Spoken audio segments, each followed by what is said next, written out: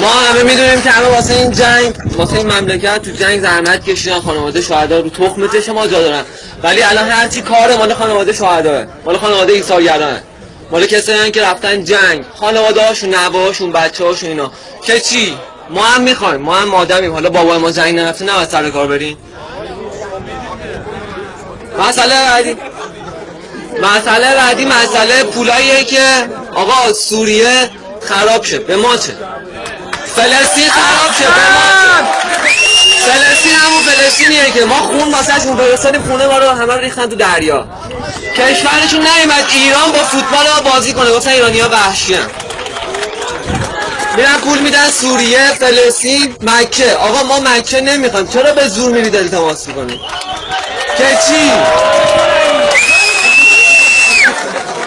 مسئله بعدی، امام خمینی گفتش که میزان رأی ملت است، ولی میزانی که عقب انتخاب نشده باشه.